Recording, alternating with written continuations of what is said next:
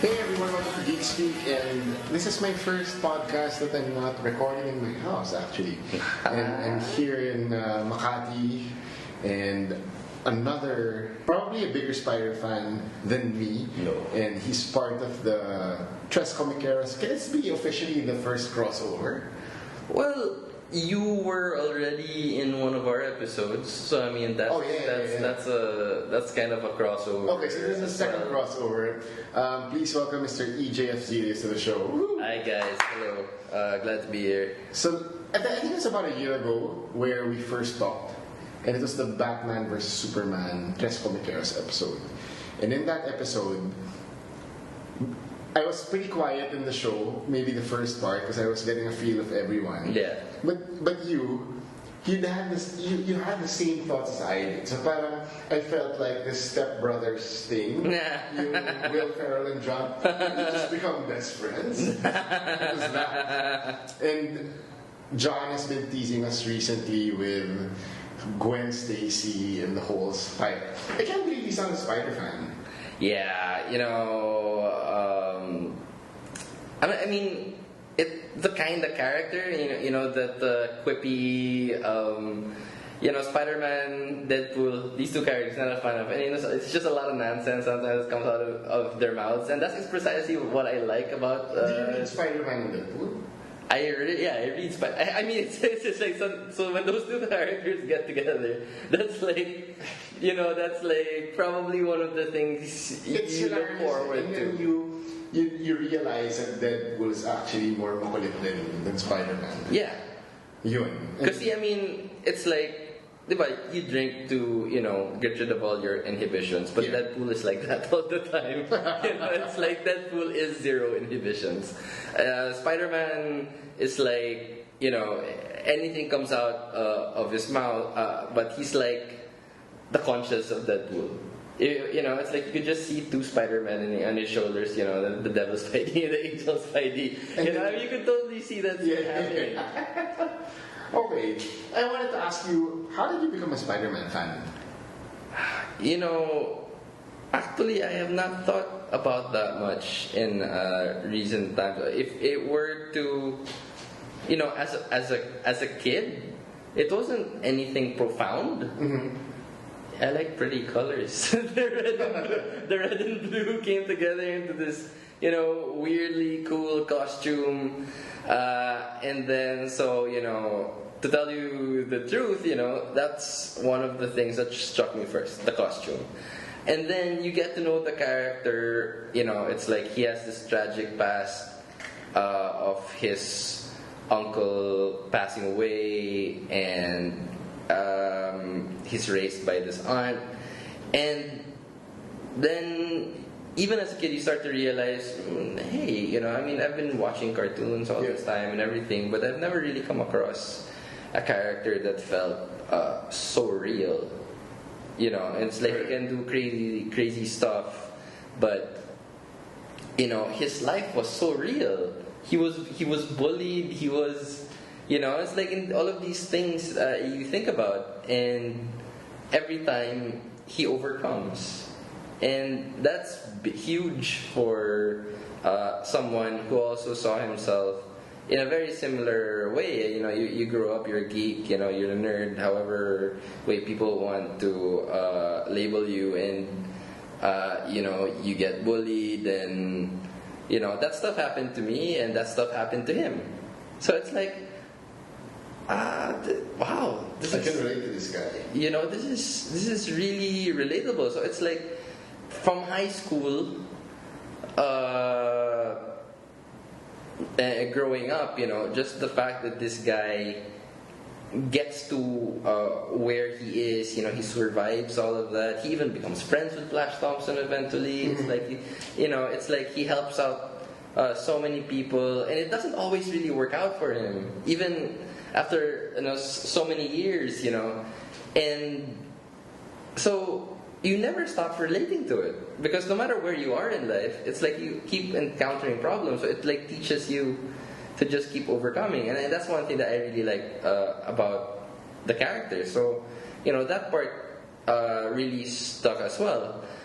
spider powers and his brilliant mind were just like special toppings already on this whole pizza pie that I really like.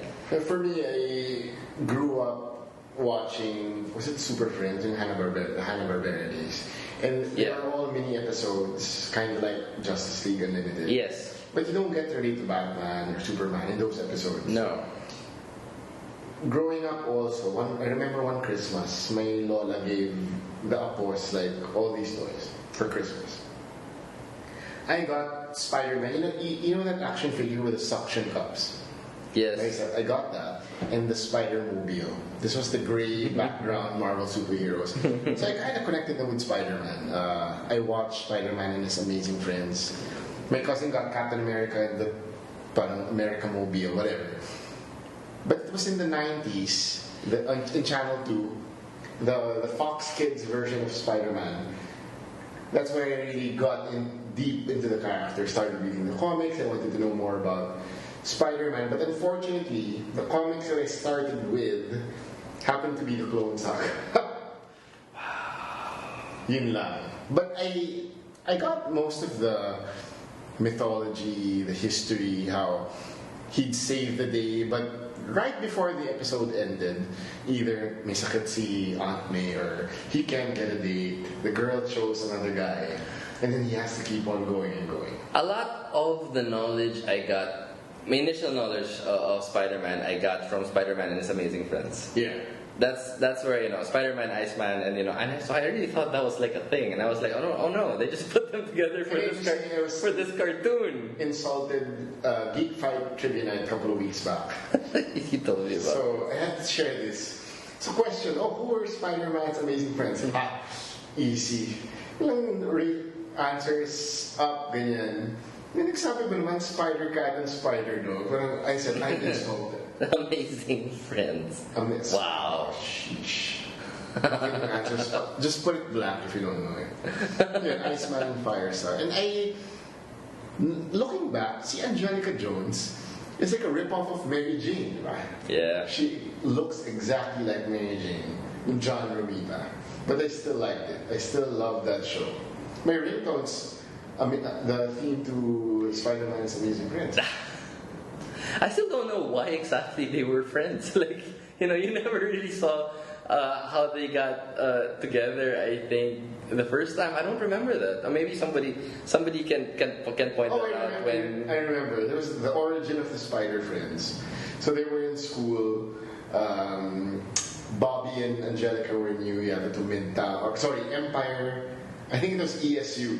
Empire State University, whatever. So cafeteria, they were messing with Peter. Hi, I'm Angelica. Tapos she was parang making her hands warm. And then si hi, I'm Bobby. Ice naman. So, no, I remember this. Okay, I remember this one. And then it was against the Beetle, if I'm not mistaken. Yes. I remember. Oh, okay. And then at the end of the episode, naging roomies na sila. Yeah. Wow, they really messed up with all their origins. And then they helped Tony Stark. No, man, these guys, Bobby was a mutant for one. He's always with the X-Men. That's his cool. No, but there was a X-Men, Spider-Man's Amazing Friends crossover. There was one episode where Wolverine was an Australian. What? Yeah. Wow, that's weird. There was Charles Xavier. Maybe that's when he decided to get Hugh Jackman. And I want a piece of fruit. So Angelica and Bobby were mutants. So ayun. And then the X-Men wanted to get them back. No, we're staying with Spider-Man. Yeah. So it's like all these years of reading comics and everything, and you're like, I wonder if they can do Spider-Man as Amazing Friends, and you realize that was never really a thing in the comics. It was just a cartoon. Ultimate Spider-Man. Yeah, until Ultimate Spider-Man. And I really appreciated that. Against Magneto. But it's weird na I didn't like the fact that they used Liz Allen as Firestar. Yeah. Who looked like Nova from the Fantastic Four. Yeah. Yun lang. But it was so... But at least, it was a combination. You got Iceman there, and you had some kind of Firestar ripoff. It would have been nice for it to be Angelica Jones, but nope.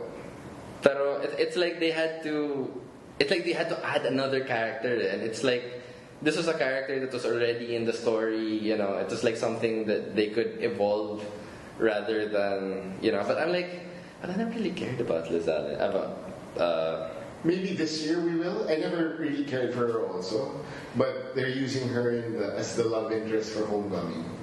Liz Allen. What? Yeah. She's gonna be. Oh wait. Yeah. So Liz Allen is the. It's not Zendaya. It's not Zendaya. It's not Zendaya. It's not Zendaya. Zendaya is still Mary Jane. If you saw the trailer where I don't know anymore. and then it's not Gake, it's Ned Leeds. The Hawaiian guy. It's Ned Leeds. So they were in the cafeteria. Liz Allen was the one walking.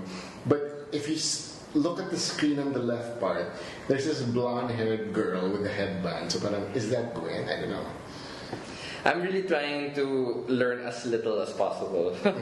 It's like in recent years, I have discovered that watching as little of the trailers again leads to a more enjoyable experience, especially if the movie is great, and that's why I thoroughly enjoyed the Avengers because I just knew. You didn't see any trailer? No. I would say it was torture, man. Everybody's like, how could you not? What are you doing? Just watch it. It's right here. I was like, respect my decisions. You have a point, because Rogue One had these amazing trailers at the end of the hype. Then when you watch the movie, they actually remove stuff from the trailer. Where's that scene where Jin Erso faces a tiger? Yeah, and that's something that they've been doing recently. Na parang they'd show something in the trailer that doesn't actually show up in the movie. Same with Power Rangers. Which I just saw. So that's why I prefer not watching trailers before. I mean, I'd prefer the movie to really. There's some. It's really difficult. I mean, some trailers have caught me off guard. Like I'm scrolling. Oh, trailer. Then you forget. Oh, I'm not supposed to be watching this, and then you've seen like 70% of it already. So I'm like, fuck it. So I say, fine. I'll just keep watching. I have some friends who look at the teaser trailer and that's it. And then after, I mean, that's happened to me too. I mean, like Force Awakens, that teaser trailer, that did it for me. Yeah. Millennium Falcon just flies straight up into the air and everything. I was in the toilet and I was like, and that just sold me completely. And I was like, that's all I needed, man. That's gonna last me until December. But when I saw the Force Awakens trailer, holy shit, X-Men Fighter, it's back. But the teaser is all you need it. Because I mean, I feel like, hey, I'm gonna watch this anyway. No matter what, I'm gonna watch this. I know I'm gonna watch this. Now, if it's a movie that you're not gonna watch, I'm not gonna watch probably, or I'm not sold on so much, then I'm like, I don't mind. Like the Power Rangers, actually, at the start, I was like, I don't think I'm gonna watch it. And suddenly everyone's like, no, you should, man. It's a piece of shit, but it's our piece of shit. It's like, it's the kind of thing we're gonna love, man. It doesn't matter what it is. You're gonna love it. And so I'm like, so I started watching it a little bit. And I'm like, you know what? I think I could like this. Maybe, I'm not sure. So you haven't seen Homecoming? No. Okay. Not so much. All right. So I mean, I'm keeping that way because I mean, this is a movie that I respect. I respect what they're gonna do with it. And I'm like. When he showed up in Civil War, Spider-Man there was just amazing. The amazing Spider-Man showed up. It was one of the happiest days of my life. Seeing that trailer. I slept the night before. My brother texted me, Civil War trailer, exclamation point. So towards the end, I saw like 95% of the trailer. What is Spider-Man? Okay, so they're saving him for after the title. Oh yeah, I didn't see much of the trailers of that either. But when I saw the Underoos, hey everyone, and then his eyes like squint, like oh, that's him. Yeah, that's him.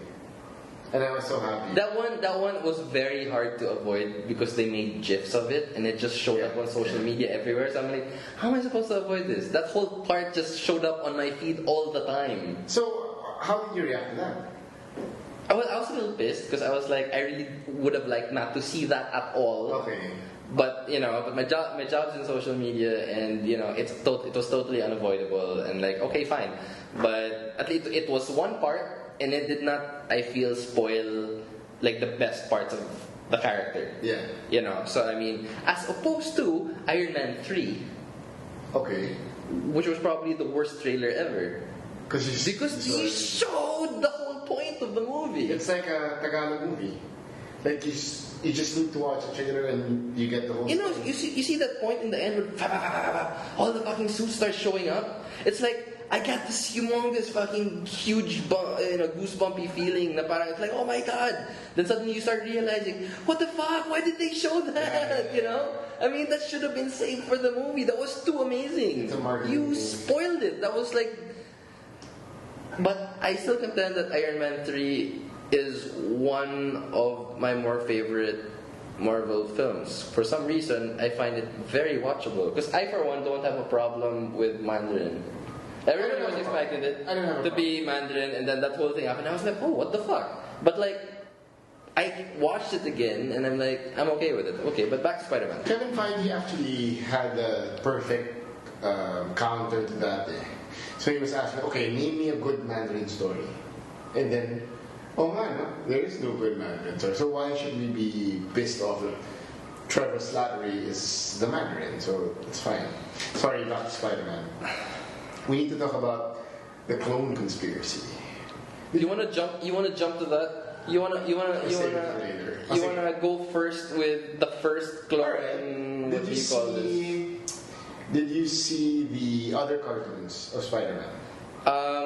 I saw. Okay, so Spider-Man and His Amazing Friends, a little bit of the Spider-Man, the really super original stuff.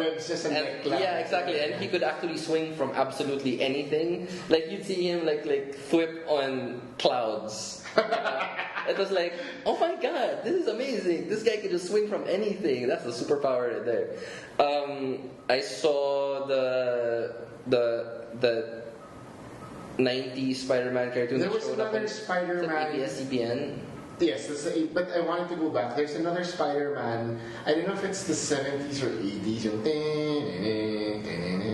I saw that, yes. Yeah. So I saw a few episodes of that as well. Nah, I didn't get to watch a lot of it. Because my grandma just got me like VHS and beta. I had that VHS. I saw a few. Was it a lizard? There was. I had a Green Goblin one. Oh, I didn't get the Green Goblin episode. And I'm not sure about the lizard, but there might have been that too, but very very little. But the one I saw a lot of was 90s.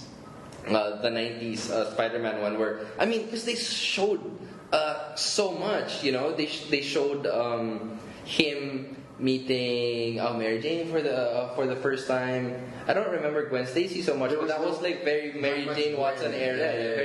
Very Mary Jane. You get a lot of Felicia Hardy. Yeah, there was a lot of that. There was they showed him turning the whole symbiote saga of that. You got the 6-armed Spider-Man. You got the 6-armed saga, 6-armed Spider-Man, which was Professor X asking for help.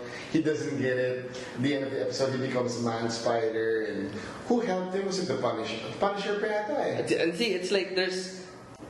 I need to revisit some of this stuff because there was a lot, you know, and it's like that series delved into a lot of Spider-Man things, and again, I mean that formed a lot of my knowledge of Spider-Man but I was able to get this Marvel Masterpiece like compilation.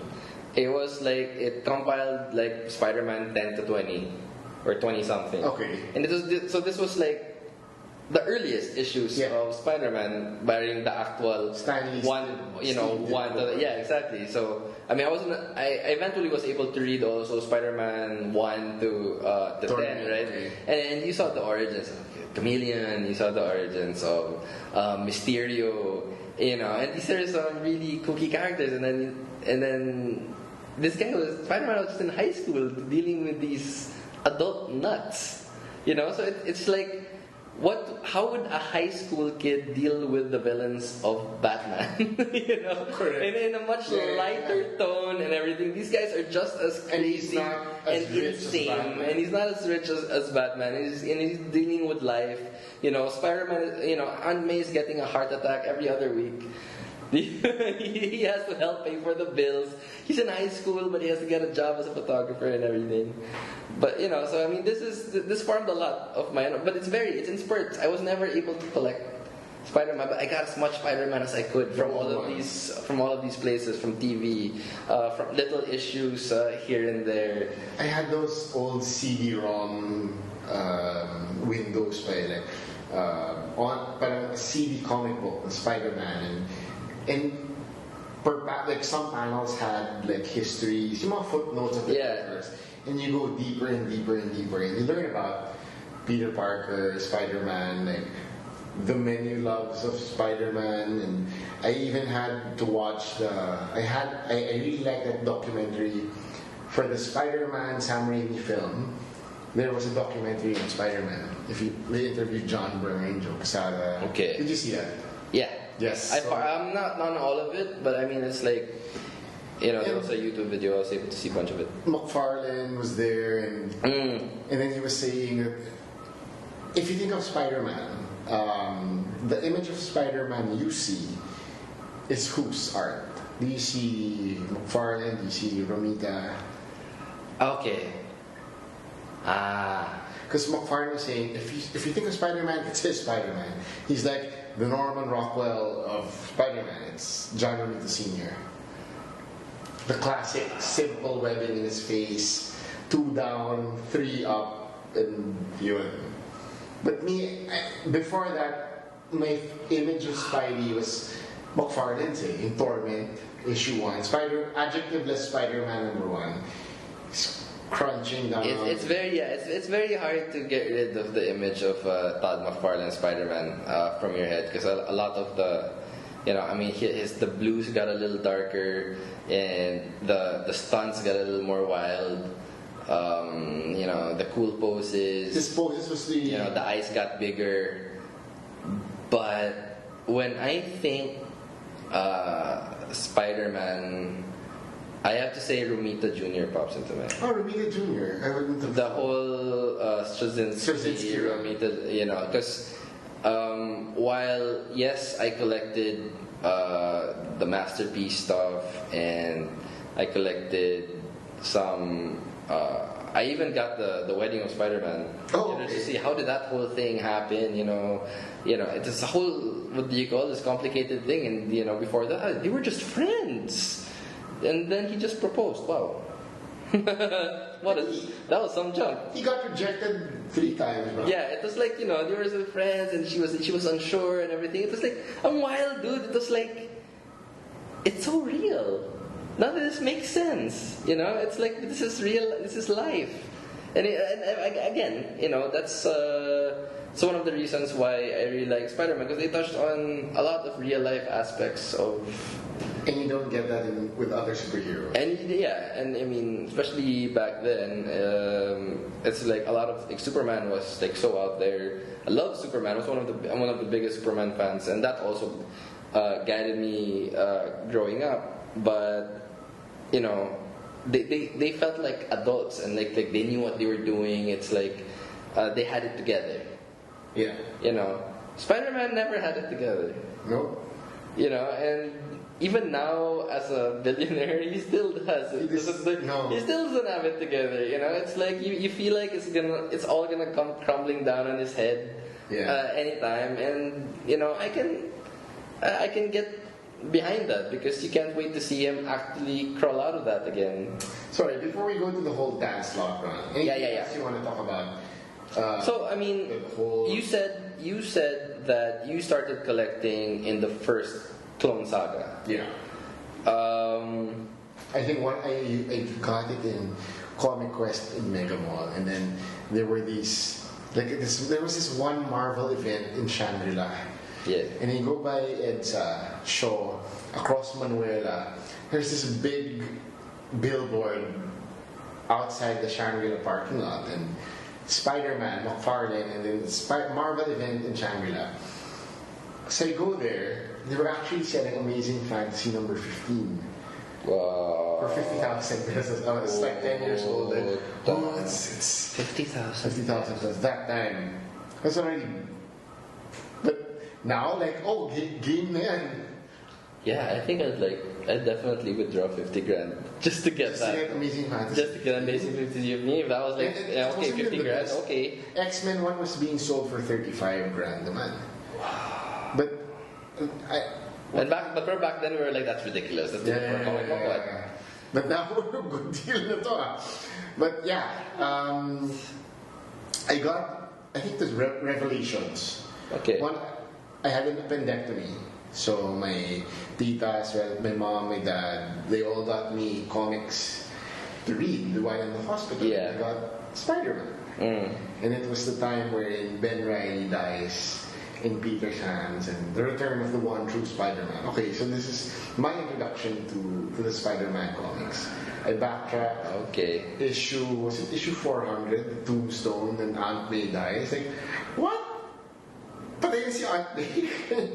And then I really had to go back through what happened. And okay, so there was this whole clone saga, and no one thought that fake pala tong Spider. It was also confusing. So my older cousins were reading Image. Pare nas pag ng Image, yung paper niya is glossy, and so I went through that whole Wildcats phase. Yeah. Eventually, I still had to go back to Spider-Man because of the cartoons. I stopped reading comics for a couple of years until Ultimate Spider-Man. So in high school, one of my teachers was saying, Jiggy sobrang ganda ng Ultimate Spider-Man. Wow. So he lent me the first, I think, 20 issues. So the first 6 were a bit slow.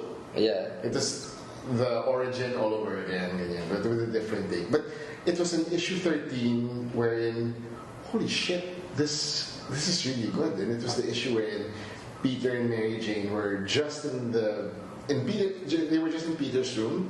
Peter reveals that he's Spider-Man, and he didn't know how Mary Jane would react. Yeah. And she reacts like, "Oh my God, you're Spider! Can you take me swinging?" And then, Aunt May spoils the fun wherein they were about to kiss, and you should always leave the door open, Peter. Blah blah blah. So MJ leaves, embarrassed, and then Aunt May ends the issue by saying, "You know what, Peter, your parents met in high school." So and then he lies down in bed smiling, kilig siya. So, okay, I'm hooked. I gotta read Ultimate Spider-Man month on month.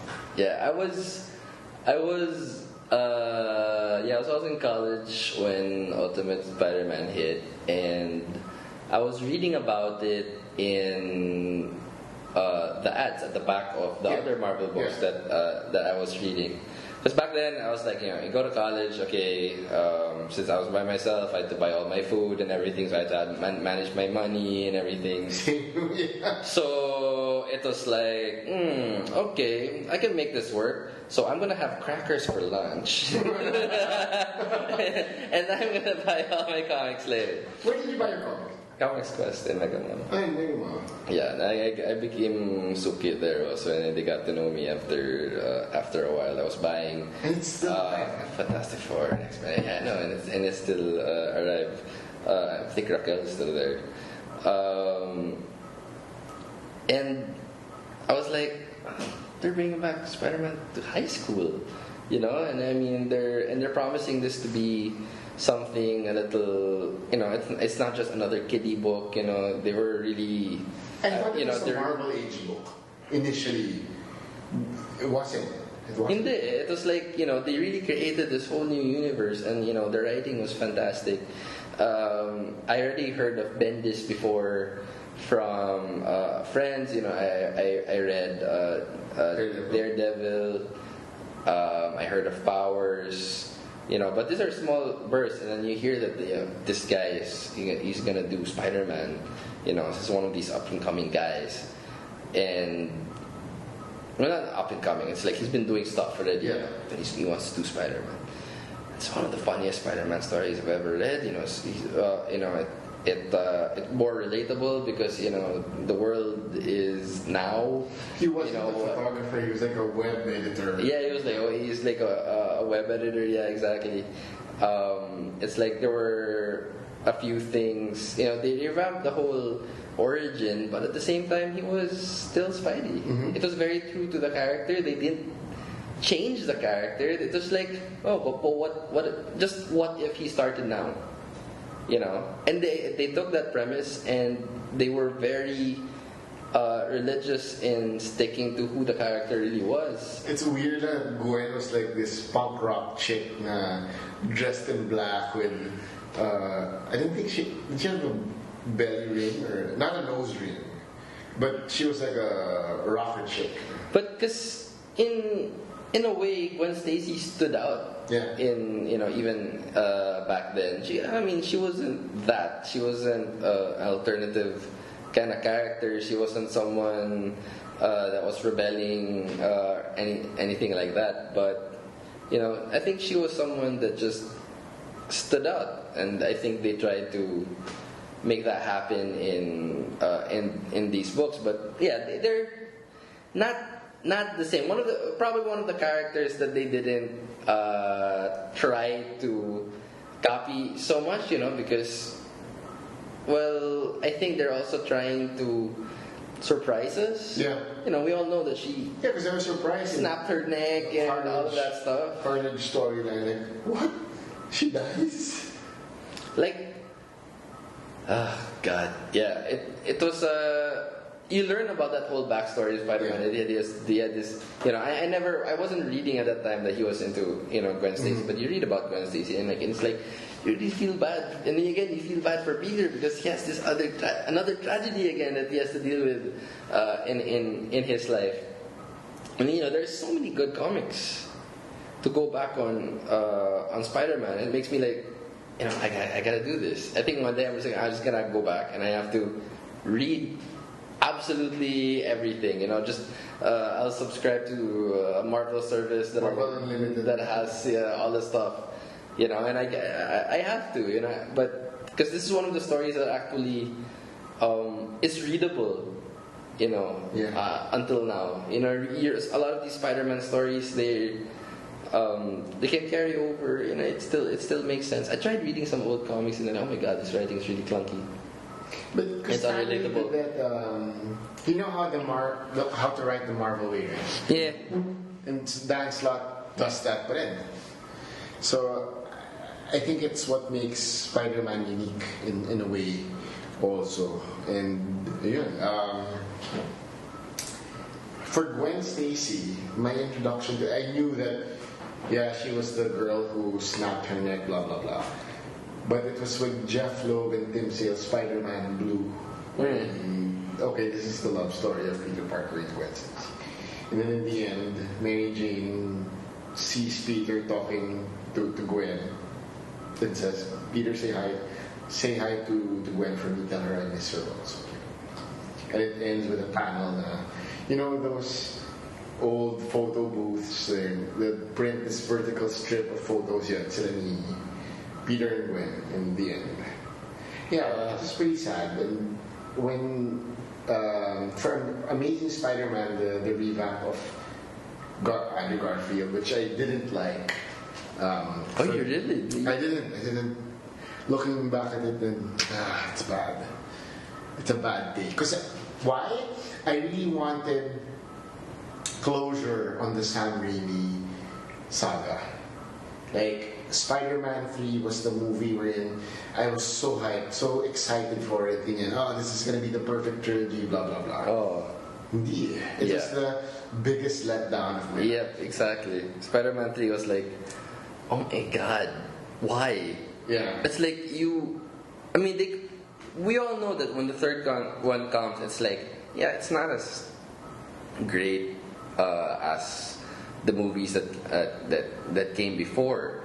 But even when I watched Return of the Jedi, I was like, this is still fine. It's like I was happy with that. When I saw actually one movie I could actually compare it to is Batman Forever. Because I liked Forever, but man, that was a dip from Batman and Batman Returns, and then you get Forever, it's and you're like, because the Batmobile in Forever sucked. Man. Oh my God. There were a lot of things in that movie that was like, this is like a visual departure from the past movies, and even some of the things they were saying, the things that were coming out of Val Kilmer's and Nicole Kidman's mouth, is like, really? You know? Pero this one was like, you know, a lot of the visual, there was a lot of that visual flair, but it's like some of the things were so rushed. You know, the landing of the symbiote, so convenient. Oh yeah, it's just gonna stick on the scooter. Yeah, it's gonna land right there next to it, and it's gonna stick to the scooter of Peter Parker, and then we're gonna have the freaking symbiote saga right there. You know. There were just too many things happening in the movie. Yeah, there were too many things happening. Yes, 2 love interests, 2 villains. And I think that's where I learned that you get excited. Oh yeah, they're gonna have so many, you know, they're gonna do a lot of things here. And I'm like, no, let's not do a lot of things here. Let's focus. Let's build the characters so we get to know them, and you can actually come up with a good movie that you can care about because you care about the characters, right? You can't do too many things in 2 hours or 2 hours and a half even. It is pretty long for a Spider-Man movie also. You know, it's like, it doesn't matter even if it's 3 hours. It's still not enough time to, you know, to deal with, you know, Sandman and the whole Venom saga, and then the new Goblin and his whole arc. There were 3 arcs. There were 3 story arcs that had to happen in this movie, all coming together in the end. And I'm like, wow, what a mess. And they couldn't do Venom right either. They had to cast Topher Grace. I'm like, who's the farthest thing from Eddie Brock? Because he's Eric Foreman. You can't see him as Eddie Brock. It was such a leap. It was like, and he didn't do enough to separate himself from Eric Foreman. And he's not supposed to be funny. Being sarcastic. No, Eddie Brock is like, he's tormented. He's a brute. He's not smart, but he's scary. Mm-hmm. You know, it's like, yeah, sure, he's a dumbass, but God, I don't want to be with him and stuck in a room with him. It sucks that the hype for Venom was there in the initial movies. Like, Jonah, Eddie's been at him for weeks, but we can't get a decent picture, blah, blah, blah. And then they even hype up Kurt Connors, that introduced, I was late at work and Dr. Connors fired me again. So, are we going to get the lizard? No. You get him for the reboot. Who doesn't look like a lizard, who looks like... Not sure exactly. What does he look like? He looked like one of the Goombas from Super Mario Bros. Yeah! Diba? There you go. And that was bad too. And that was super bad. But at least you can watch that and laugh at it. Amazing Spider-Man actually tries to be... I laugh at... If you can watch Super Mario Brothers, man. It's so bad. It's so bad. And Mario's supposed to be the star, not Luigi. Yeah. Diba? Yeah. And there's no Princess Peach. It's Daisy. Okay. So back to Spider-Man 3. Also, you get that emo Spider-Man dancing, and he combed his hair down. Yeah, so I mean, so we can just agree that Spider-Man 3 is forgettable, and you don't have to check that out. So it's Spider-Man 1 and 2, and then stop there. Yeah. You know? I'm just sad that there was supposed to be Spider-Man 4 with the Vulture, John Malkovich, and it just didn't happen. And I feel even worse because X-Men was able to correct The Last Stand. And it's something that Spider-Man can never have, like a correction on Spider-Man 3. But let's see what the way But it's a funny thing that you mentioned the Vulture, because he's supposed to be the villain in Homecoming. Yep. I know enough of that. You know, it's like I'm on social media, and yes, I end up reading posts, and I'm like, okay. Would you want to see a Spider-Verse movie? Again, so you get a lot of characters, right? Can you do that in a movie? I don't know. Maguire, Garfield, Holland, Emma Stone, Spider-Gwen, and possibly a 5th one with Miles Morales. Good Lord. I'm not sure. I don't know. Because, I mean, for one, you have not been able to establish an adult Peter Parker that can handle all of that. I mean, it's like, when are you gonna do that? You know, I mean, I still say they have not done the perfect Spider-Man. I know Spider-Man 2 was amazing, but it stopped short of being completely true, because I always found Tobey Maguire's portrayal of Spider-Man to be, he's cool as Peter Parker, but his Spider-Man leaves a little to be desired, and that mask keeps coming off. Damn it!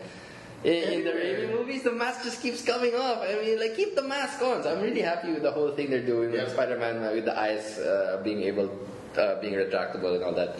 Yeah, that's cool. But let's focus on, let's build that character. Let's have this villain. Let's get to know his world again. Let's not do too many things in this movie, or I don't mind Iron Man being in this. I heard that he was in it. It's just part of the deal. But because it makes sense. I mean, he's the one that gave him all of this crap in Civil War, and we already know Iron Man. It's a great thing about a lot of things in the MCU is a lot of these characters have been built, and this may be a mild spoiler, or just a timeline. The Homecoming movie happens shortly after Civil War. I have a feeling that's right after Germany. Yeah. I have a feeling that's when it happens. That's cool. I just don't want when they say like major spoilers. Just don't tell me all of these suits are showing up. That's like. I think I'm gonna copy you. If the Spider-Man trailer comes out, the new one, I think I'm gonna have to cut out like. Surprise me that come July. Dude, it's because it's like, what's the point now? The trailer is supposed to sell you. Yeah. In the movie. If you're already sold, then don't. Okay. Diba? It's like the movie will surprise you more. You'll get to enjoy more. You'll be like, I really don't know what's gonna happen, and that's cool. Because you're gonna watch it. You're gonna watch it anyway. And Avengers, I saw it 3 times in IMAX. Each time in IMAX. I regret not seeing Avengers. So much watching in IMAX. Oh my god, it was so. I saw it the first time in a regular movie theater. I'm like, nah, this has to be in IMAX. Then I saw it again in IMAX. Was it in 3D, Avengers, or just IMAX? It was in 3D. Yeah, they really showed it, and I actually prefer it with no 3D. I prefer IMAX. Yeah, big, really, really clear. Because the HD is like, yeah. But no, it was the glasses kasi make it darker. Yeah, it does, and that's something that only I think Avatar has been able to correct. Because James Cameron took that into account. That's why he made the movie brighter. Ooh, okay. Yeah, that was specifically for IMAX purposes. But I'm pretty sure that when they put it on DVD and Blu-ray, it's like it's just the right what do you call this? I mean, I have seen Avatar in other formats, and it's just the right amount. But for IMAX purposes, the movie was a lot brighter than what do you call this? To make up for that, I feel bad that Spider-Man 2 was re-released in IMAX format in the States, but back then in 2004. 2005, we didn't have IMAX. No. The first time I went to IMAX here was Avatar. Me too. Mall of Asia. Me too. That's just yeah, it was like we were discussing, like, babe, you want to watch IMAX for the first time? Avatar showing, blah, blah, blah. It's like James Cameron just sold me the whole idea of IMAX. Okay, if I'm going to watch IMAX already, it's got to be now. It's got to be this. Not those stupid documentaries or whatever. I made a mistake, no. Spider-Man 3 was my first IMAX movie. What? Yes. And it was in 3D. Worse, I was in like the 3rd row. It's so bad. Yeah, you're staring up. You're like staring straight up. It's really bad. It's like, who? I don't see the point of that. Who puts those? I mean, it's like, okay, we'll allow you to watch the movie there just because you really want to, but it should come with a warning, or they should half the price, or something, because that's painful, man. How can you watch IMAX in the 1st row? Who does that? And a lot of people do. Late sila bumili ng ticket. And I don't understand why they force the issue.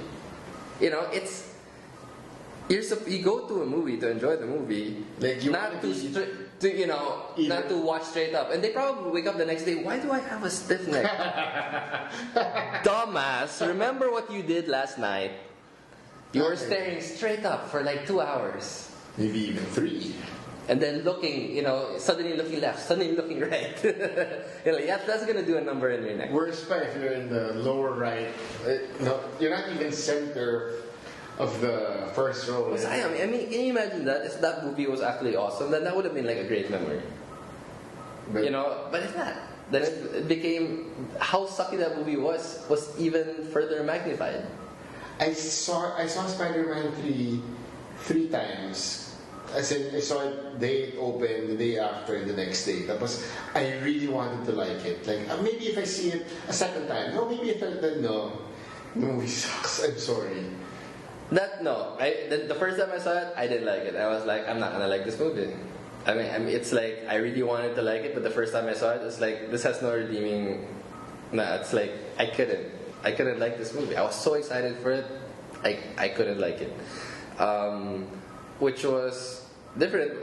My tastes earlier in life were not as refined as. So I would compare this to when I viewed The Phantom Menace, and I saw that 3 times, not because I really, really wanted to like it. It's because I did really, really like it. It's like, and frankly, when I look back, it was because of the fights. Yeah, me also. I really, oh my God, it's the first time the Jedi started fighting. And in the end, it's like, oh no, I really like it just because of Darth Maul. Me also. That's it. You watch it again, it's like, oh my God, this movie, I can't watch this anymore. So I saw it again in Star Movies, but like last year. How did you sit through that, right? It's like, why did I like it so much? Well, because I'm a Star Wars nut, and it was like the first Star Wars movie that showed in like a really long time, so of course you're gonna love it, right? Now we've had enough time to watch it, and It sucks. And like, oh God. The prequel sucks. It's like, it's worth 10% of the whole thing. It's just the few parts of them showing actual Jedi's fighting and blah blah blah blah. But did you see this cut that they made of the what do you call this, the prequels? They put it all into one movie. No, I didn't see that. It's very low res. There was one cut a seamless cut of Rogue One to A New Hope. Okay. I saw that cut. This was like episodes 1 to 3. Yeah. They turned it into one movie. What? It was a fan edit. How long was the movie? 2 hours. Huh? It's brilliant. But I don't know if there's like an HD cut there somewhere. Wow. Because it's SD lang to. I had to. It was like the resolution was bad, but this was edited down to like around 2 hours. It's like it starts off with the end of episode 1 with Darth Maul, Qui-Gon, and Obi-Wan fighting. What? That's where it starts. And I'm like, that makes sense because that's the only part of that movie we're watching. Let's start there, and then then you jump forward several years later. And Anakin's already big, blah blah blah. I had these friends. Sorry, we're veering away from Spidey, but the last part, the machete order, you watch 4, 5, 2, 3, and then 6. Yeah. I don't know, man. I've already seen them all before, so I mean, like, that doesn't gonna make sense. If for the first time, maybe I don't know. When I introduce my kids to it, then probably because you need the mystery of it. If you start them 1, 2, 3, then they already know what happened to Anakin, blah blah blah. Actually, I would rather that they just watch 4, 5, 6, and that's it. I am your father. Yeah, diba? That's the whole thing. I get a kick out of these kids watching it on YouTube. Watching these kids on YouTube, and they're like watching this scene for the first time. The kids are like, they're freaking out, right? And the dad is right.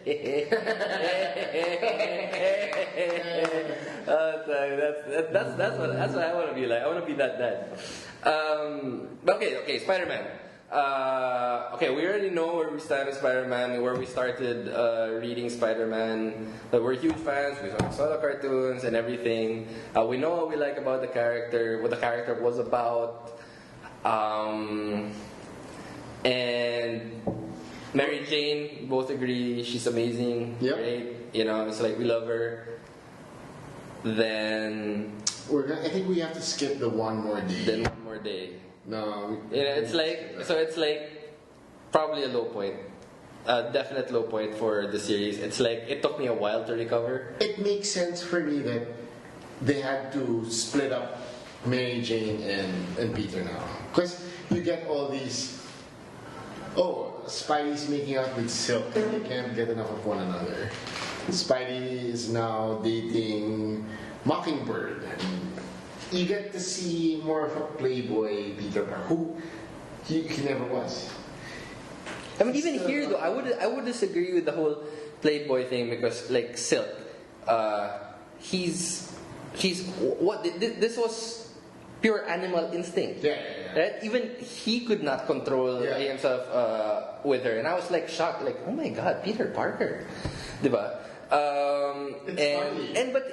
And he date and.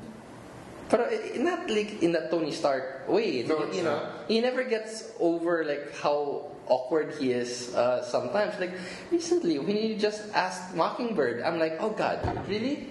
You deserve Aunt May popping up behind you, man, for asking her that way. You deserve that, But I was laughing. I was like, oh, that was perfect. That was perfect. Brilliant. I just can't get past Aunt May. I'm glad that. She's alive, but... Sorry, since you mentioned Aunt May, what's your take on Hot May? Like Marissa Tomei being young and people actually calling Aunt May Hot May. I'm against it, actually. Yeah, it's like... It was Marvel nice zombies it was nice seeing RDJ and Marissa Tomei again. Yeah. I was a fan of Only You. I'm a sap. Yeah, that's right, fuck y'all. I'm a sap.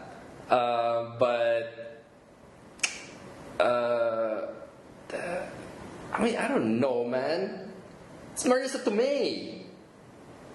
It's too hot. Too hot. I saw her in Crazy Stupid Love kasi that's Aunt May. Yeah, diba? See her in Crazy Stupid Love. See her in The Wrestler. Seen The Wrestler? I haven't seen The Wrestler. Watch The Wrestler and you'll be like, that's Aunt May? No. Why is Aunt May stripping? So it's Whiplash. Was it Whiplash and Aunt May? Yeah. Oh. Yeah, like... But did you see Thanos and Scarlet Witch? Huh? Old Boy. Did you watch Old Boy? See... Josh Brolin actually bangs Elizabeth Olsen. What? Yeah.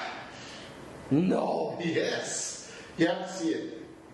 I said, that's Thanos with Wanda. For the record, I'm gonna watch Old Boy because there are really great suggestions that it's a fantastic movie. It's not because of anything that Jiggy said. Alright, let's make that clear. It's not a fantastic movie. I'm still Jason in Essential, we just watched that scene. I don't doubt it. Huh? I don't doubt it. Yeah. There was a time that Jason Innocential tagged me in every single hot girl post that he posted on Facebook. I was like, I appreciate it, but goddamn, I've never seen so many half-naked women on my feed in my life. But thank you. You know what I did? I had to correct my timeline. Like, no one can just post on my timeline. Yeah, dude, I was looking at my timeline, I'm like, oh no. Wait, man. Wait. Untag. Oh my God. Such a drag. Okay, wait. I have to control my friends posting anything on my wall. It's like, wow. I mean, I respect that, that you don't care what people think of your feed, Jace, but... Because he's the guy na news na Pornhub to close down in the Philippines, and then he tagged, sorry boys, and then all his friends. Exactly. And I'm like, yeah, I mean, never mind. But okay, wait, where are we? Hot May, yes, not for it, because Hot May, sweet old lady, cooks hotcakes all the time for Peter Parker. Can't eat wheat cakes. I mean, they've been through together. If Aunt May doesn't look like she's gonna have a heart attack, she's not Aunt May. Yeah. So yeah. But it's like I can forgive it because it's probably gonna be entertaining. I can forgive it. It's not what makes Spider-Man Spider-Man. Yeah. I mean, if she has the character of Aunt May and everything, fine. It's just oh wow, what a way to take the character. As long as Spider-Man is Spider-Man, though, it's fine. And so far, from what I've seen of Tom Holland, perfect. I love him on Instagram. Before I what do you call this? Before I saw, I allowed myself this. Before I saw Civil War, I saw all the videos that he posted himself flipping around and everything, and I was like, oh, they actually cast some kind of gymnast here. So I mean, I was like, yeah, this could work. And I had tears in my eyes first in Civil War. Oh my god! You know, holy shit! And hey guys, did you see that really old movie, Empire Strikes? yeah. Tony. Dami niyang lines, dude. I have to say that I was so satisfied with Civil War that I have not seen it. I have not seen it since. Yeah. It made such an impression on me power plant that it's kept me going. Like the parang na now I want it to be the next time I see it, I've forgotten a lot of things already. Okay. You know, so it's like then I can enjoy it all over again. I like we're in the snow planet and that walking thing.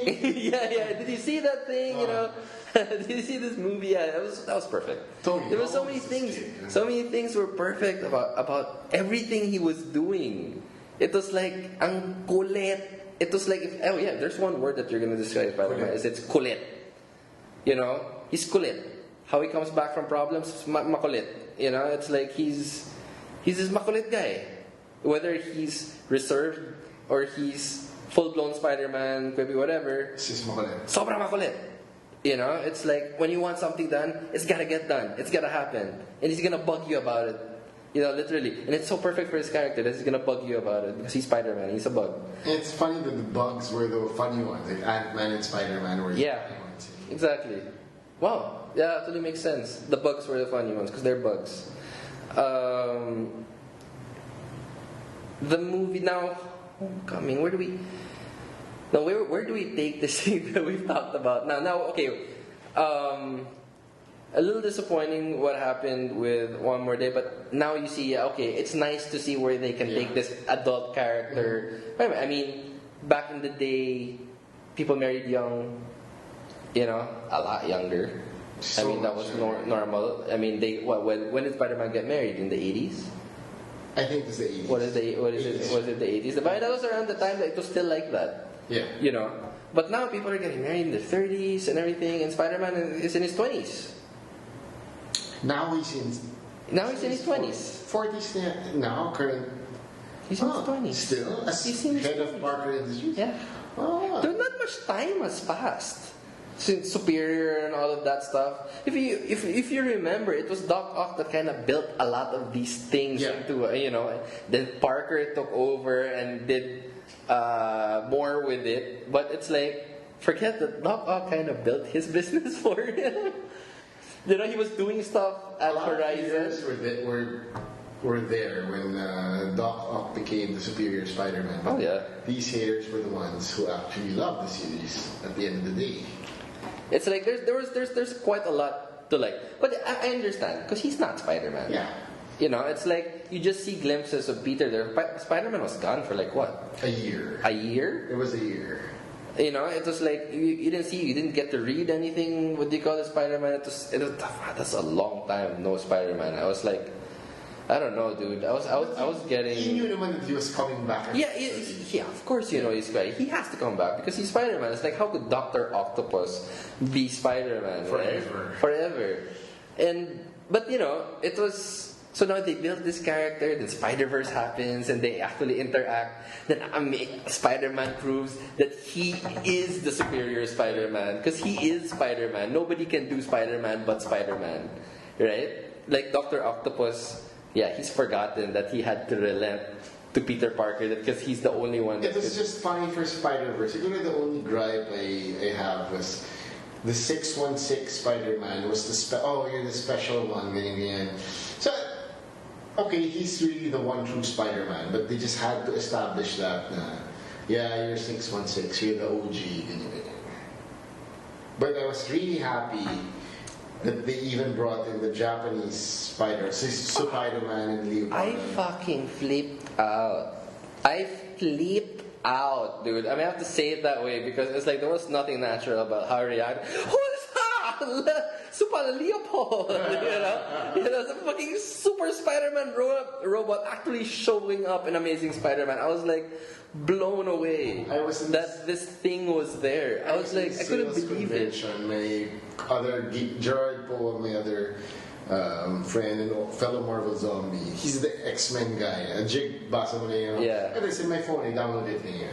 Biglang, he doesn't appreciate it. Like, oh, holy shit, it's Leopard. And like, okay, you're the only one who can understand that because you're so... And I really... No, because I mean, it's like the only thing I know about this is like I've seen a bunch of videos online of the Spider-Man, diba? And it's so weird, and you just get a few laughs out of it. But this is Spider-Man in another world. If you were probably to do a comic about it, his super robot is probably more amazing than what we saw. But it's supposed to be, right? They just can't do that in live action, But this is an actual real life super robot.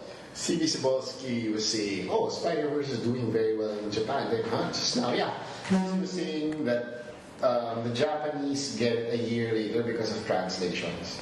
But there's this clamor for more Spider-Man because this robot comes back and it's Japanese. So the Japanese people are interested. So maybe we'll get more Japanese Spider-Man. Wow. Yeah. I would be totally for that. They should make an anime. They should make an anime of Spider-Man with freaking super robots and everything. I'd be so game for that, man. And he shows up in Mazinger Z and what's I mean, that's just me, like... I have to be... fanboy. I need to show my Super Sentai fanboy. Do you know that there wouldn't be Power Rangers or Super Sentai series if not for Spider-Man? No. Yeah. Because the idea was you have the Kamen Riders and then there's Go Ranger it's just him. It's not Super Sentai. Yeah. For you to be Super Sentai, you need to have this huge ass robot. Yeah. So Spider-Man, the Leopardon, was actually the first legit big robot that you'd see on screen. Okay, that's weird though. Why did they call it that? Which one, Leopardon? Yeah. Leopard? It was a leopard? I don't know. No, I mean exactly. It's like Spider-Man and then a leopard. Do spiders ride on leopards all the time?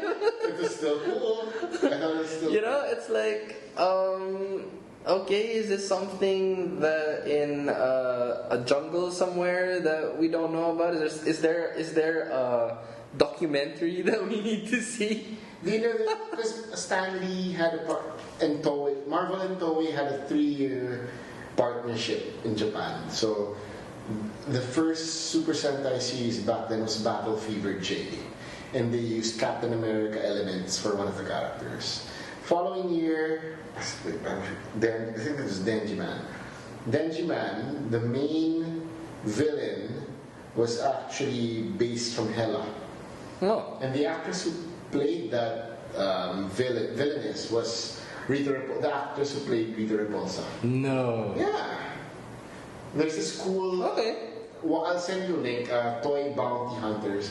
They have this whole history of Super Sentai. And they really work their asses off making that documentary. I'm just realizing in recent years that Rita Repulsa was not the bad guy in Power Rangers? No, in the Japanese one. She was. She still was? Yeah. Were we watching dubbed version of Rita Repulsa, or they just recast that whole thing? They still look like that in the Japanese. Sorry. It wasn't called Power Ranger. Zero Ranger. Diba? But the Zero Ranger was they were up against Rita Repulsa in that series, the witch. So ganun pa rin yung... But Zero Ranger was the first Super Sentai series that had this whole fantasy theme. Yeah. That they were against this witch, that there were dinosaurs, because the rest were all science-based. Like cyborgs, robots. Yeah.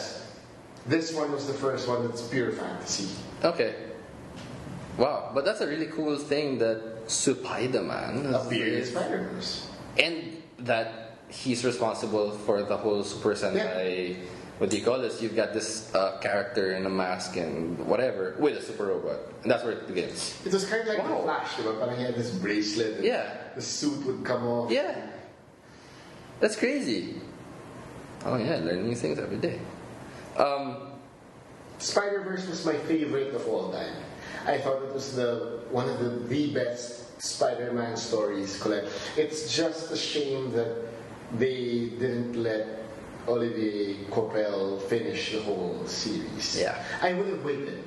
It would have been okay for me to wait months to get the next issue. With all due respect to Giuseppe Camuncoli, he saved this series valiantly, or it was a good job. Coipel's art. Yeah. His art, man. His art. It's just also, but imagine if he did the Leopardon issue. Hindi eh. But art like that comes with a price, man. Can't rush that. Can't rush that. It's very expensive. And if the dude burns out, he burns out. He can't rush it. What can you do? That's why I can appreciate guys like Imonen. Oh yeah. Who's really banged out a very beautiful, fluid style, but it's like he makes it work. Like it's like small scenes, big panels, splash pages. It's like it's a simple style, but it works. He streamlined it, but it's his own. Yeah. It's unique. I can spot an Imonen page. Well, this is mostly because of John, because John is like the biggest Imonen fanboy I know. Oh, really? He's only reading Spider-Man now. Because, oh, guys, by the way, Imonen's in Spider-Man now. I just started reading blah blah blah. Oh, fuck you, man! You're just reading because of Imonen. So he suddenly become a Spider-Man He also fan. likes Superman's Secret Identity. He'll read whatever Imonen is doing. Okay. And I can see why.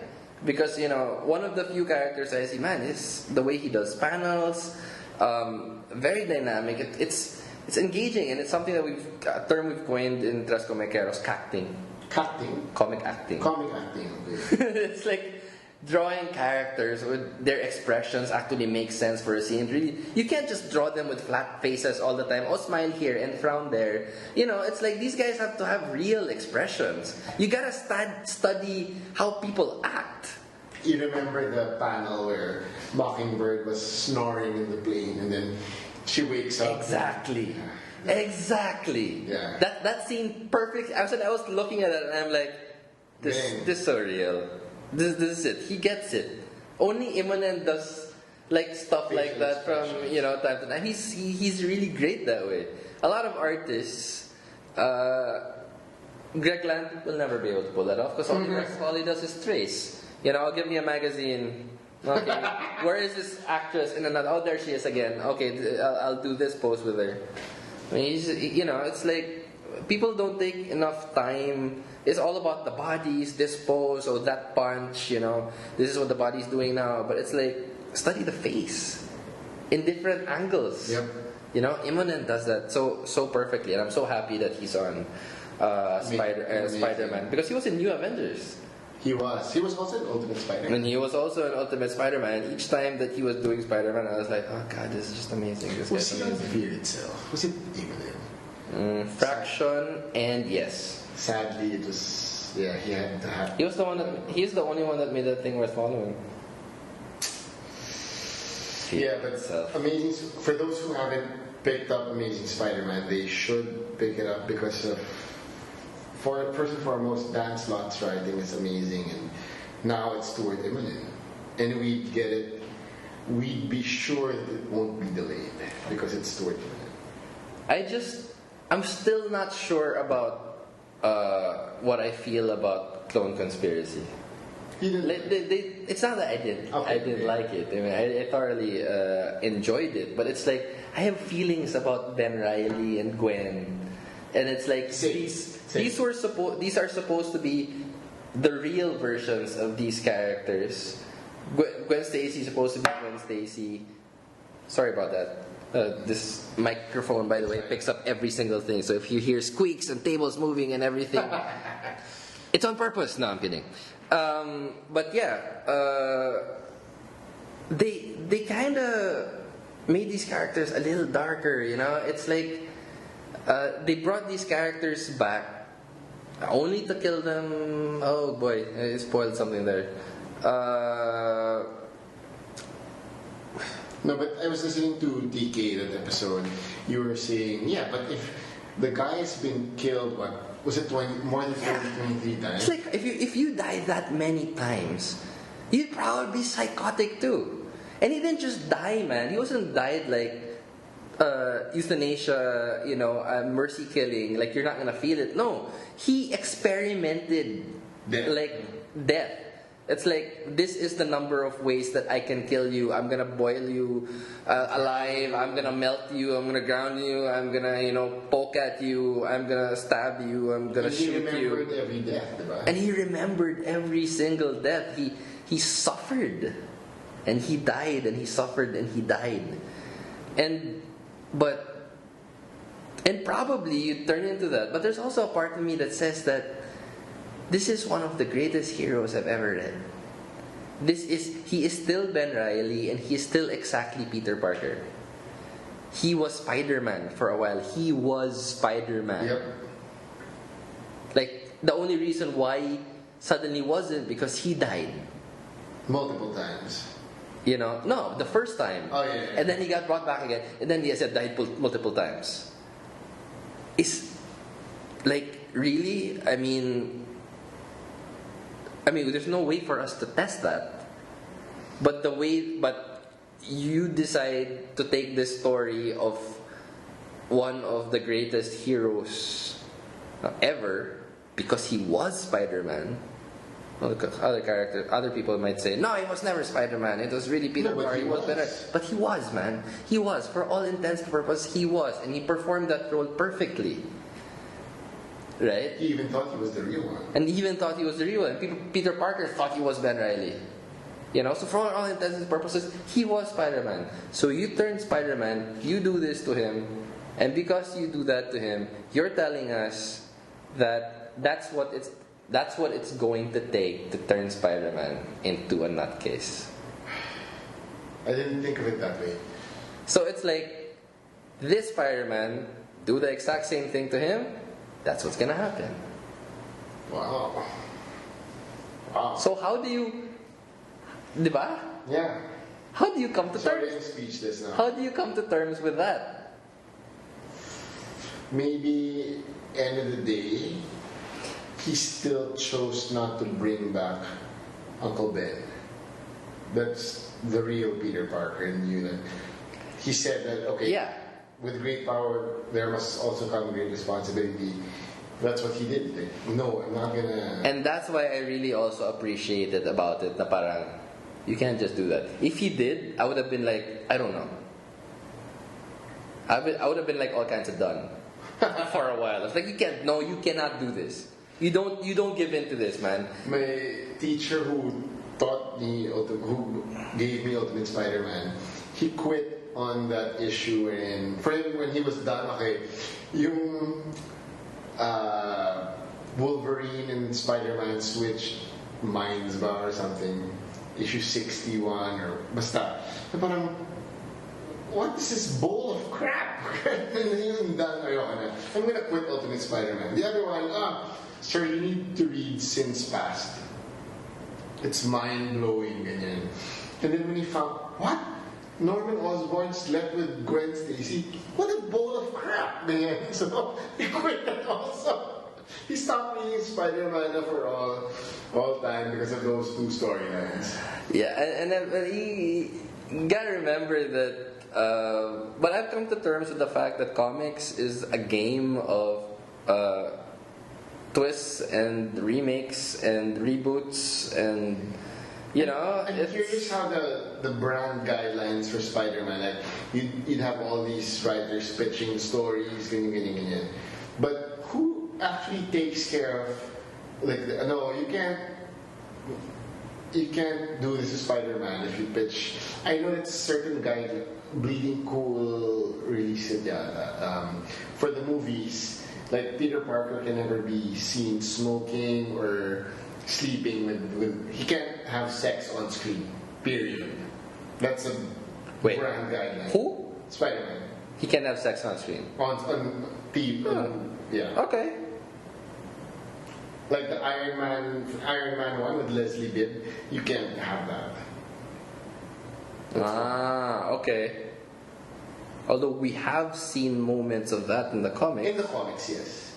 Like moments of the MJ and Peter being in bed together and everything. That's I'm like, it was getting a little like almost wild there. Yeah. You know, and you're like, they couldn't. It had to be Anna Maria. This is getting like, and I'm starting to love. By the way, yes, Anna Maria, I love her.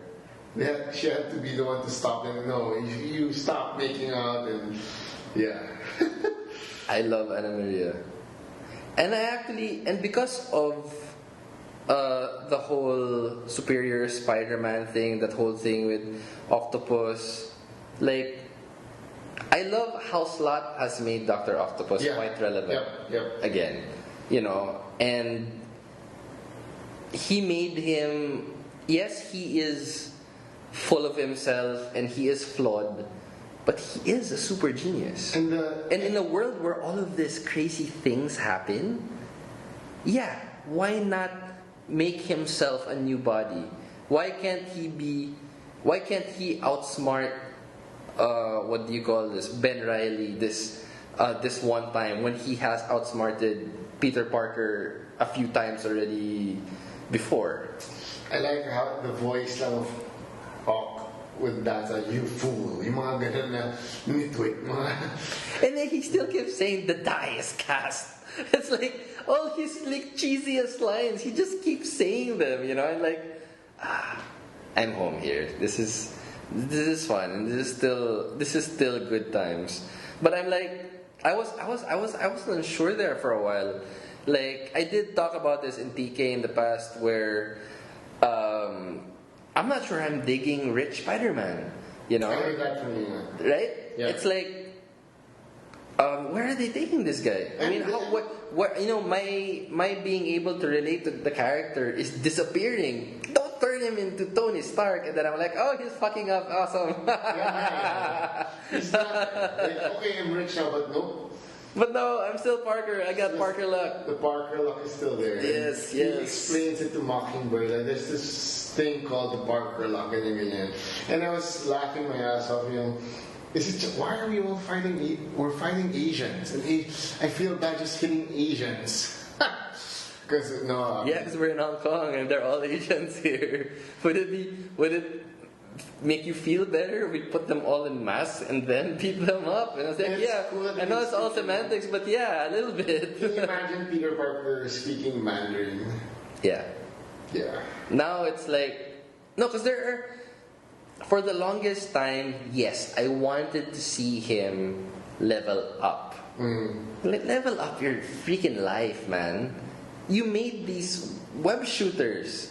It never made sense. I read this thing before in this run of Marvel Masterworks, issues 10 to 20. At some point, he tried to sell the fluid. Okay. The fluid, the cartridge, what do you call this?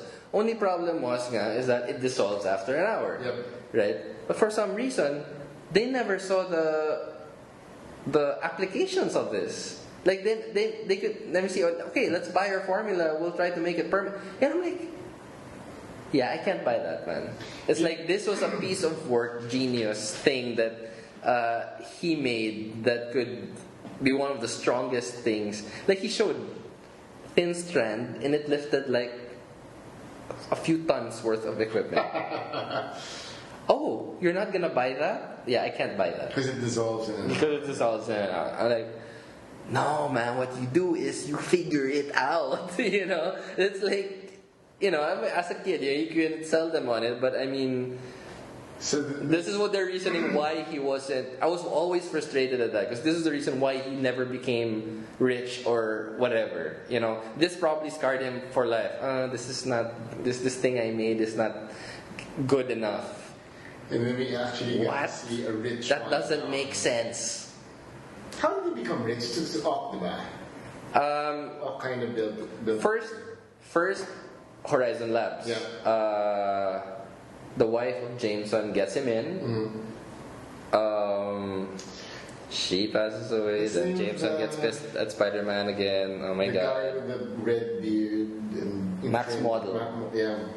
Yeah, the Steve Jobs of Horizon Labs, or the Steve Jobs of the Marvel Universe, supposedly Max Model, ends up working for him because he's Spider-Man. He keeps making stuff that helps Spider-Man. This is the big time arc. When Horizon went down, he decided to try making his own company. This was him. He tried to get a few people together, still as Peter Parker. And then Dr. Octopus takes over, and then he makes more of this business that he's doing. It becomes Parker Industries, right? I believe that Dr. Octopus actually helps Peter Parker gets this thing really started. But the thing is, we only find out what this thing is that really makes it go global is because he makes this webware. Diba? And okay, frankly speaking, it's a stupid looking thing. I would not wear that watch. But everybody is wearing it. Like, it's this weird device. I mean, it's like really Marvel designers. Yeah. This is what you come up with. People want it to look like, people are working so hard to make these smart watches look like actual watches, and you make this thing. I mean, okay, maybe kids would love that, and maybe that one's for the kids. Right? I wouldn't buy one. Maybe that I wouldn't wear webware. Maybe that design, but the design itself, that's okay. Maybe that's for the kid readers, right? But when I think about kid readers and I start thinking about silk, I'm like, what are you guys doing, man? Are there kid readers? Are there still kid readers? Who are you writing this for? Then why is Spider-Man buying silk? Stop it. I don't need that. At least we get an Asian Spider. It's funny. Yeah. That's cool. Wait, is she a bad guy? Who, Silk? Yeah. No. Well, there was like some kind of silk thing that was going on apparently. I don't think she is. No. I know she's not. Was she doing some villainy things? No, I think she was recruited by Black Cat, but she's like a double agent now or something, if I'm not mistaken. Okay. Yeah. But I'm kind of pissed off that they ended it so quickly, that whole Cindy Moon and Peter Parker love whatever. It would have been fun. Yeah, it would have been fun, but the thing is, it was a purely physical reaction, and she's kind of crazy. She's locked up for a long time. No, that's the thing. It's a physical thing. Like, I'm just my spider hormones are. Yeah, spider hormones. Right? Can you just imagine them? This is gonna get like NSFW, right? But they're just like swinging around in the room, like doing what? It's like, oh god, right? It's like you can just imagine that happening. But like, I'm not gonna go thoroughly into that fantasy, but it's like you could almost imagine what the hell they're doing. So Spider-Man, yes, I mean, Spider-Man through the years, it's been good times, and come. Good God, April, May, July. Such a long time. But yeah, we're probably gonna finally be. I think we were already rewarded quite a bit in Civil War, but now it's Civil like. War was like, just wait till you see the Spider-Man movie. Diba? Parang it's like, okay, this is like, see, it's amazing. Imagine what we're gonna do with it now. He was the cherry on top of Civil War, and which I'm biased towards Civil War. It's frankly because of Spider-Man. Yeah. It's my favorite MCU movie because of Spider-Man. Yep. I mean, a lot of people will still say it's Winter Soldier. It's Winter Soldier. But well, see, I'm not. Captain America was never one of my like super favorites. Yeah. Like he's great, but Brubaker made that character really fun to read again. Because before who would read Captain America? And even in New Avengers with Bendis, and it's like it's always this Boy Scout character, but not as interesting. But I really appreciated Brubaker's run. That was awesome. But again, I mean, I don't have as much history with it, but fucking hell, great movie. I mean, it's definitely in the top 3. If not, Avengers is my 1, and then Civil War. I was about to ask, where does Logan stand with you? Was it a good movie? Yeah. But is it? Did you watch it? I watched it. I was talking to my friends. Yeah, it's a good movie, but medyo na-asyan ako na, oh, Logan is the best comic. No, it's not. No, it's not. It's not. It's not. It's like better than the Dark Knight. I think your like initial reactions lang to the movie and everything, they're finally being a lot truer to the character. Yeah. But then you're doing it in a world where Logan is already not Wolverine. You know, he's old and he's dying and everything. Really, do you want that to be the best representation of the character? I mean, I would like to see a proper Wolverine movie where he wears the damn costume. I know. Wait, did you see the original alternate ending to the Wolverine? Yeah. What a tease. Totoo yun. Like, yeah, it was there. I thought it was like a fan made. No, that was real. But that wasn't. I'm not sure that wasn't. I'm not sure that was included in cinemas. It wasn't. See. And it's probably the reason, because they were never really gonna get around to him wearing any of that stuff. And I'm like, why? Why? You already know that it works. People are clamoring to see these characters in their uniforms, the proper uniforms. They're iconic. They've been around for decades. It doesn't have to make sense in your head. It can be just a nod. Similar with Jessica Jones. They showed the jewel outfit for Luke Cage. There are versions of the Wolverine outfit where that mask isn't fully wide. It's like this little thing lang where it could end up a little closer to Daredevil. Yeah. Maybe. But just a little wide. It's fine. It looked like Catman for all I care. Not Catman. I know you're talking Wildcat? Yeah, except for the cheek things.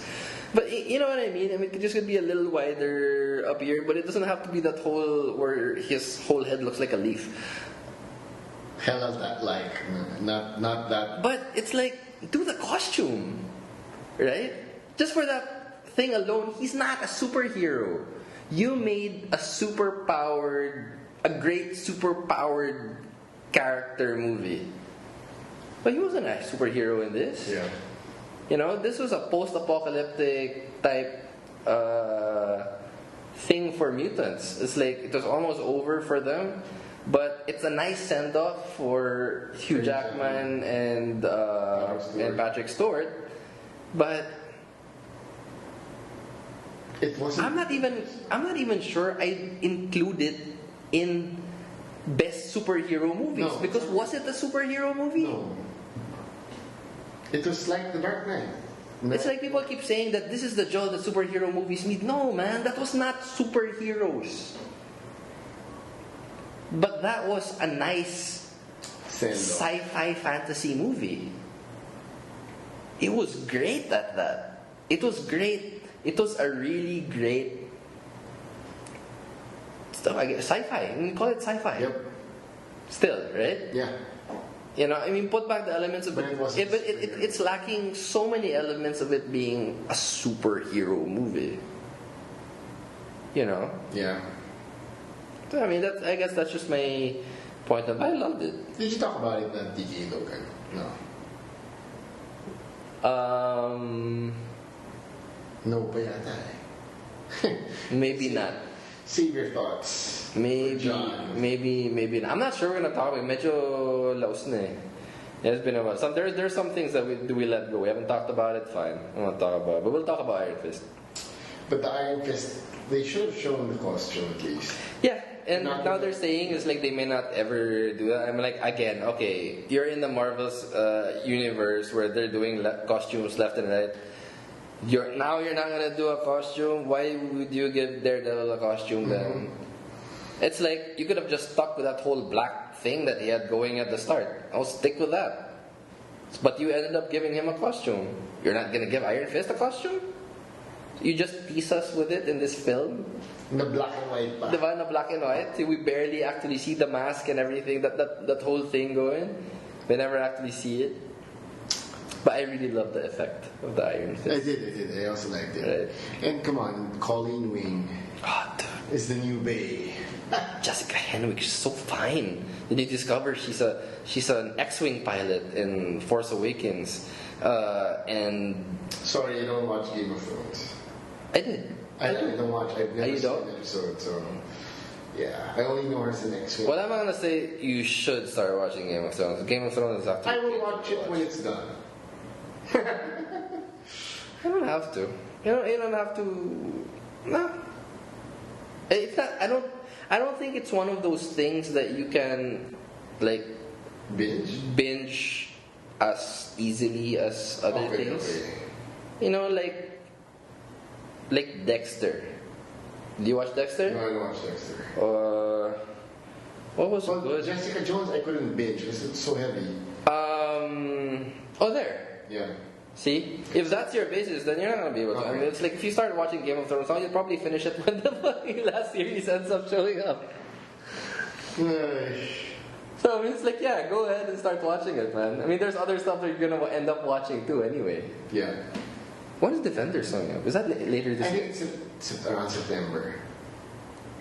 Yeah, I think this year. I think that's still gonna be fine because everybody's still gonna want to watch Iron Fist, Daredevil, and Luke Cage, and Jessica Jones all together, you know. And of course Claire always there, and of course Jessica Henwick.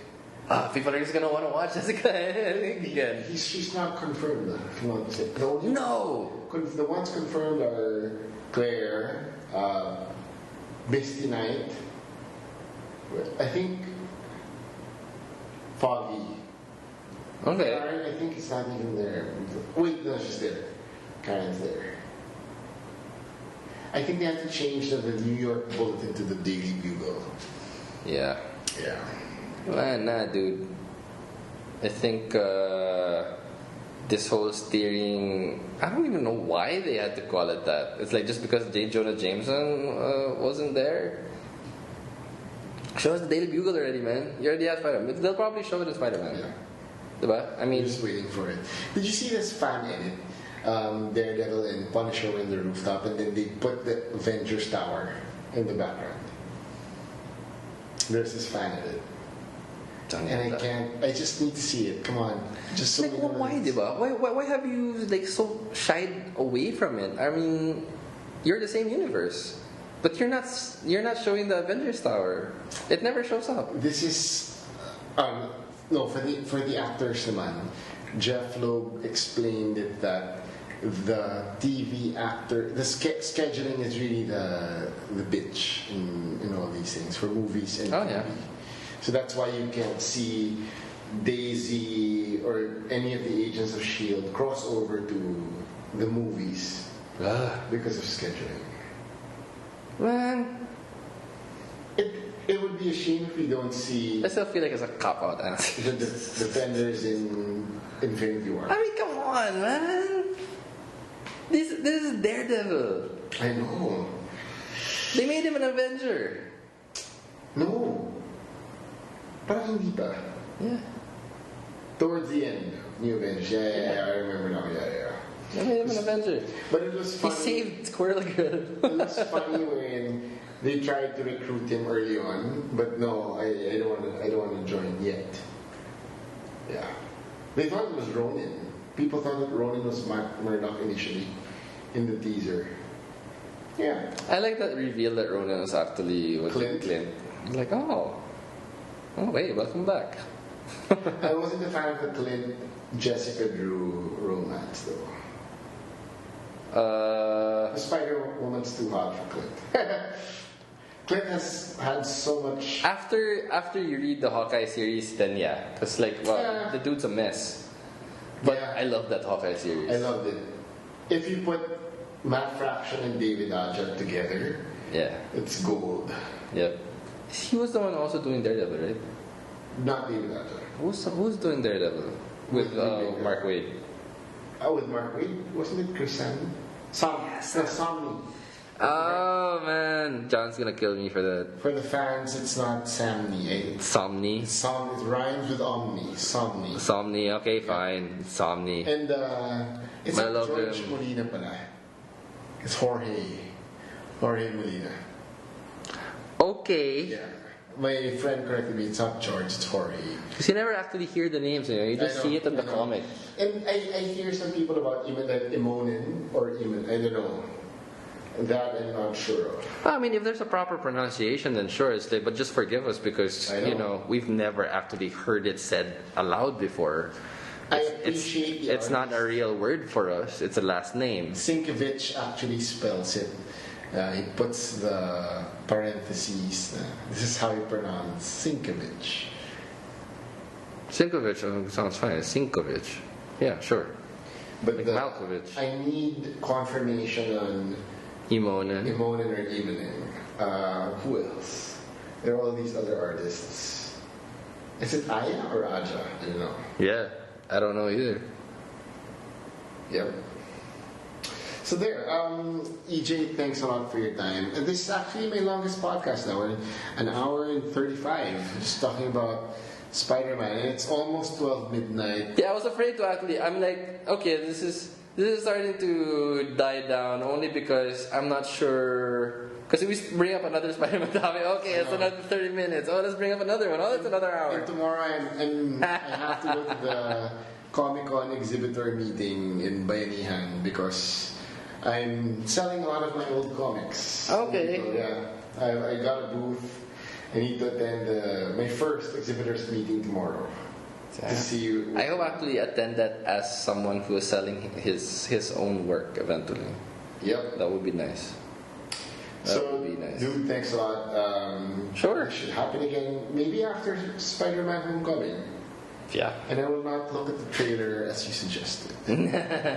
Yeah, tama na, dude. Stop look. I mean, it's like if you're sold in a movie, just don't look at the trailers anymore. Yeah. And this is any movie. This is like any movie. So, dude, where can they follow you on Twitter or Instagram and invite them for TK? Oh God, I'm really hard. Just search for Tres Komikeros on Facebook.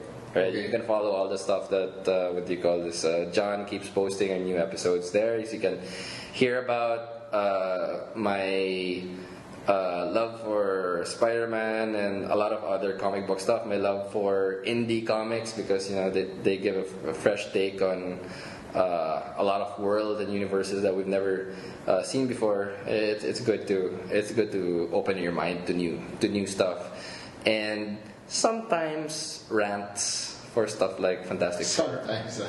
Sometimes like explosive rants for stuff like Fantastic Four. You should listen to that episode. I should. I lost my mind. Do you miss the Fantastic Four? I missed the Fantastic Four. Yeah. I missed the Fantastic Four, first family of Marvel, man. How could I not? And that's where the Marvel Universe started. Fantastic. And I think last part, just where do you think that the Silver Age started? Was it Showcase number 4 or Fantastic Four issue 1? One of the greatest debates. It's either your DC or Marvel. Wow. I don't think I have an answer for that. I don't think I have an, no, because just because I am not solely a Marvel fan, you know, I love also a lot of stuff from DC. But He's blank. okay, first instinct is Fantastic Four. Okay. First instinct is Fantastic Four because you know Marvel brought a lot of these things into a real world. Yep. You know. So there we go. Hope the FF comes back real soon. Yeah, me too. I'm blaming it on Fox. Anyway, thanks for listening, guys. Catch you again next time. See ya. Bye.